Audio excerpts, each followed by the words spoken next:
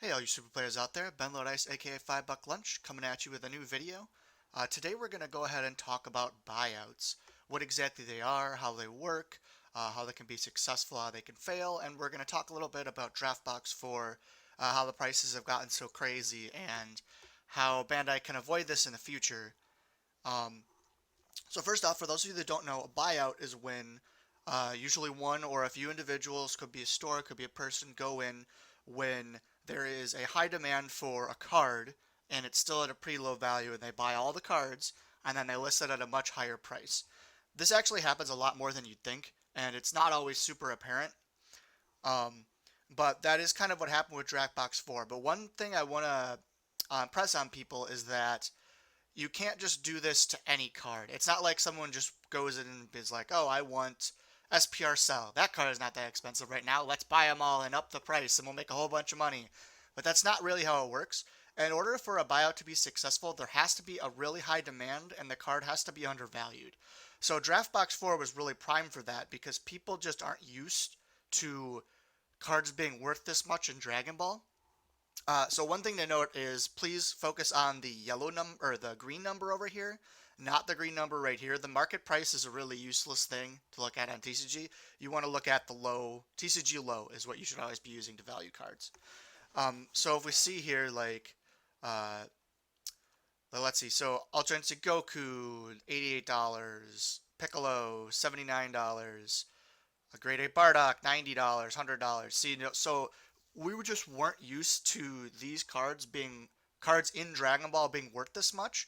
So they were really undervalued in terms of how much they should cost for how many of them there are and how much people want them.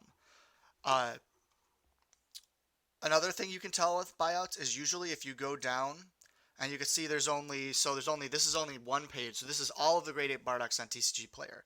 There's what, like 10, 15? That's not very much when you consider that most TCG sales on single sales online go through TCG Player. And let's see, so Vegeta, let's see how many of those. See, look at this. There's five Vegetas. That's pretty clear evidence that there was a buyout for this card. Um, so when someone goes in and buys a bunch of like this and then reposts it, you'll get, one person and a couple people follow up. And let's see, where's Goku? Goku has a little more. Now you see Goku's buyout was a while ago. Um, and it's held its value reasonably well. But one thing to note is when it was bought out, it was $100 flat was what people were trying to charge for it, and it's already down 15. So it's a good note that while the card is clearly worth a lot more than it was because before it was bought out, it was I think like 40, 50. Um, Clearly that was too low for what the card was going for. Not in terms of what it, mind you, I mean in terms of like economic supply and demand. Not in terms of like Dragon Ball cards should be $100. Like that's not what I'm saying. I'm saying that the amount of Gokus that were out there compared to how much people were willing to pay for them, it was too low. Now that's a problem that can be fixed by either adding more to the market or creating a card that does a similar thing. One reason that these were so easy to buy out, and I'll go into it later, was that a lot of these cards have really unique effects, and there just wasn't a lot of those Dragon Ball boxes printed. Like you might have seen a bunch come into your store, but think about how many of those your store sold in terms of like the new set. So for example, let's go into the new set and I'll show you an example of a buyout that did not work. So here's all the new set. I've got it sorted by how cards are expensive. As you can see, these prices are a lot more in line with what a normal set would be. Like the good SPRs are sitting at 25 to 30. Good super rares might be 20 bucks. Let's just keep going. There we go. So good super rares sitting around 20, 15, 15. But here we come down to Energy 16 Energy Amplification. And I don't know if you guys noticed last week, but when these big buyouts were going on, this card was also bought out. It was bought out and it was priced in at $35. And as we can see, a week later, it's nowhere near that amount. And the reason that, see how many copies of this there are? In order for a buyout to be successful, uh, the demand has to be there. There has to be the supply and demand have to be there. So since people were just opening the set, there's a ton of extra Android 16s flying around. People have all their copies. People that see it's more expensive and want to list it. So this was not a card that should have been bought out because it just won't stay at that price. It's people aren't worth it. The economics aren't there. So that just goes to show that their buyouts aren't necessarily as evil as the rap they get. It's more people realizing a situation where a card is undervalued and then taking advantage of that, rather than just people picking a card and being like, all right, we're going to buy this out. It's going to be $1,000,000. Um, and one more thing, and this is actually something I can see that you guys can't. So I manage a local game store, and I can actually see the back end of TCG Player. So when you look at a card from a seller's perspective, this is actually what you get. You get a little bit more information.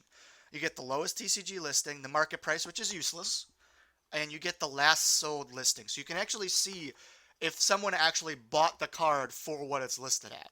And as you can see, cards like Goku and Vegeta are actually selling for what they're currently listed at, which means that the buyout was correct in saying that people will buy this card at this amount. Whereas if we look at Ape, which was a recent buyout, yeah, it's $90, but no one's bought this card for more than $46. Like all those listings that you saw on TCG Player, no one's actually bought it at that yet, meaning the card isn't actually worth that much yet. We'll have to see. Maybe this will change. Maybe people will start buying it. I think $90 is insane for this card. I think that 70 probably would have been a more accurate price, but I think people that were buying out were getting a little greedy and saying, well, if we just jack it up even higher, we'll see if they buy it. If not, they'll drop it down. Usually about a week is a good note to see whether a big price increase like this is real or not. So like going back to Android 16, a week later, it was exactly the amount it was before the buyout. So we can say that $15 is a pretty accurate price for this. Whereas Goku was bought out, relisted, and we saw there's a bunch of copies up, and they are still selling at that price, meaning that this is the proper price for this card, even if we don't like it very much. So let's go into how this happened and why these cards are so expensive. And I want to focus mostly on Goku and Vegeta and a little bit on the Ape. But, so why is Goku this expensive? For starters, it was in a supplementary product. It was not in a main set. People keep saying that the reason these cards are expensive is because they included own cards in the set, and that's not actually true. So if you look, there's 24 packs in a Dragon Ball and 24 packs in a box. So they're pretty comparative in terms of number of cards you get. And you got 4 to 5 new super rares, so new, so not the reprint ones, in a Dragon Ball, which is the same amount of super rares you get in a box of Dragon Ball Super. You also got 2 reprint super rares, which, I mean, that's nice, but people keep acting like, yeah, in terms of per pack, you got less new super rares, which you didn't. You get the same amount of new super rares in a Dragon Ball box as you do in a new set box of Malicious Machinations. If that's the case, why are these super rares so much higher? So there was a lot less smaller of a print run. So when you went to your local store and you picked up a box of Dragon Ball, the MSRP was higher. So it was MSRP at $100, I believe, but at least my locals wasn't selling them for that. I can't vouch for everyone else's, but that could be a small reason why. I want to say MSRP for a box of Dragon Ball is $80, something like that, whereas $100 for Dragon Ball. But what it comes down to is they just didn't print as many of them. So the supply is way lower for these Dragon Ball Super Rares. It's not because they reprinted cards, it's because there just wasn't that many of these Dragon Ball boxes printed. And so when they started flying off shelves, they didn't print more of them.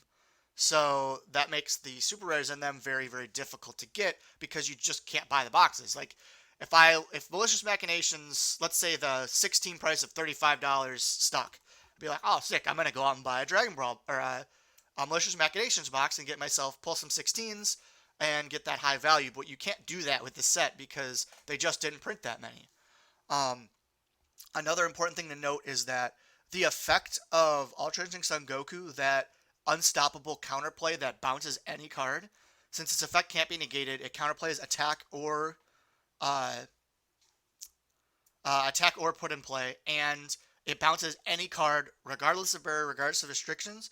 This effect does not exist at any other card in the game. If you want to play blue right now, you need this card, like competitively. There's nothing you can sub in for it. With other cards, you can come sometimes play like something that's a little cheaper that might not be as optimal, but it at least works. That doesn't exist for this card. This is the only card that does this. The same with Vegeta. Uh, no other put in play card mass removals on your opponent's turn like this. It just doesn't exist. So like the fact that these cards aren't replaceable. Vegeta's a little more because I mean I guess you could put in play like a Kaioken Goku counterplay, and it kind of does something different, but it's not really particularly close. It's pretty different. Um, the Ape is another one. Like no other card and yellow like this just comes in play, taps something, draws a card, gets double strike. There isn't a replacement for this card. Like the other put in play cards aren't nearly as good as this. It doesn't require you to arrival. Um, it's generic. You can use any two colors for it. Like there aren't replacements for these cards. And when that happens, it ups the price even more because you can't just throw something in and get whatever you want.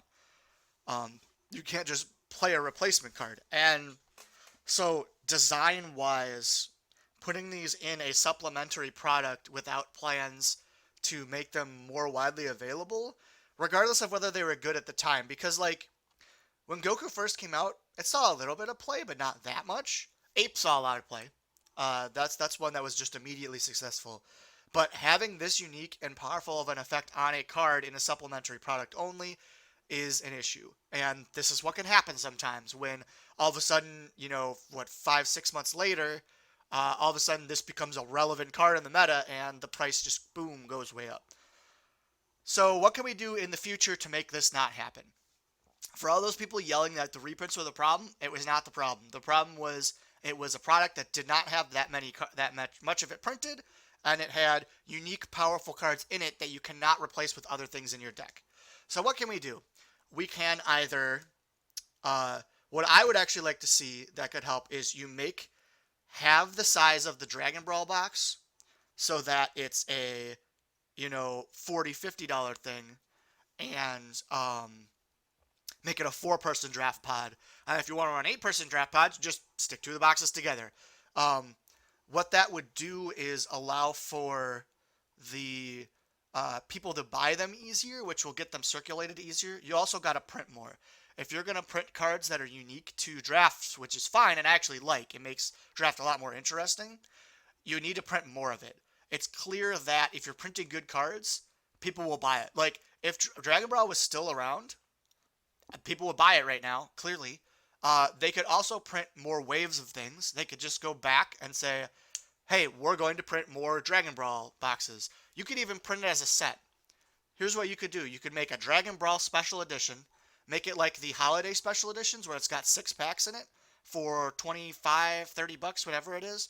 Put a promo of something in there. Boom, we have more supply. We need more supply for these prices to go down. Otherwise, they're just going to stay here. And I like it when Dragon Ball isn't that expensive a product. I actually think the ratios and stuff and how strong cards for Malicious Machinations, the pricing's amazing. Like, this is how you want your set to look.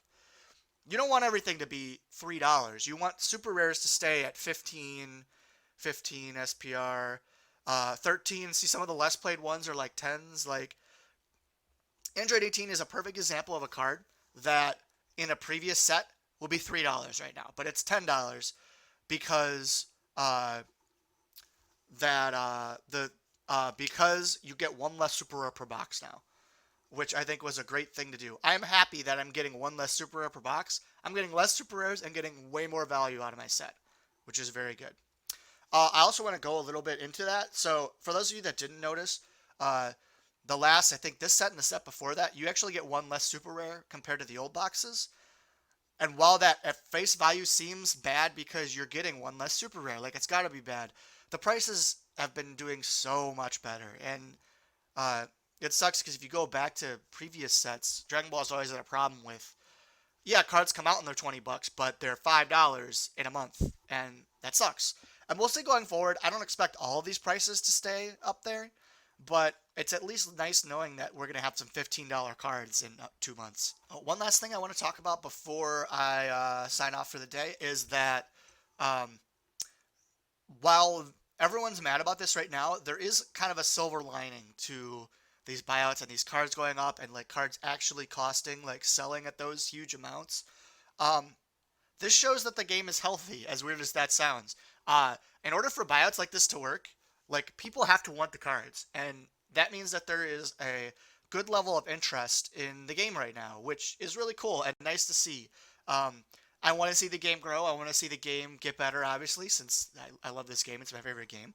Um, and not only do those buyouts show that uh, the game is kind of growing and developing, but the fact that the cards like from the new set are holding value is a good way to show that the demand is there. People want the cards. People want to play the game, which is really cool to see. And so that's kind of a silver lining to show that these are the kind of growing pains we get when a game gets bigger. And it's nice to see that the game is gaining interest and getting bigger. I think uh, the competitive play changes that Bandai put in are really good, might have helped the game grow a little bit. And this just shows that the game is growing. The game is attracting players, which is great, which is something that, people were scared about like a year and a half ago, especially last year when like the competitive scene got a little wonky with how they organized it. And some people started being like, well, I don't get to go to Nats. I don't really want to play anymore. It's nice to see that it looks like we are attracting new players. And I think going forward, Bandai is going to realize their mistakes. One thing they've been really good about with this game is realizing when they make mistakes and fixing them. They're not afraid to ban cards. They're not afraid to change ratios and boxes to change what their supplementary products look like. For those of you that don't know, they have announced another draft box. It's going to be no reprints, which I know a lot of people were happy about, which I don't think was the problem, but whatever. However, maybe that means they'll put 7 of the new super rares in the box instead of 5 and 2, and that would be a way to up the supply of the cards and would lower the prices so that this wouldn't happen again. So we'll see. If they only put 5 super rares, 4 to 5 super rares like they do with the boxes, then this will probably just happen again, but we'll see. We'll see if Bandai made the mistake. Maybe they'll print more of it. Um, Maybe they'll make a supplementary way to get the cards out of it. We'll have to see. But yeah, so everyone out there, this is kind of an overview for those of you who didn't know how buyouts work, a little bit behind the scenes on what you can see in terms of pricing and stuff. And if you have any questions about this, I know it's kind of a weird topic. If you want any more of like, if you're interested at all at like what you could see on the backside of TCG Player, if you're interested in a video that shows exactly how TCG Player works from a seller's perspective, I could do that. Um, but yeah, any ideas for any videos like that, go down, put them in the comments. Please like, subscribe. I'm actually going to do a video tomorrow outlining kind of a couple new things I'm adding to the channel. Got some cool stuff coming forward. So look forward to that tomorrow. Go out there, play some super, have some fun. Don't go broke buying these stupid draft box 4 cards.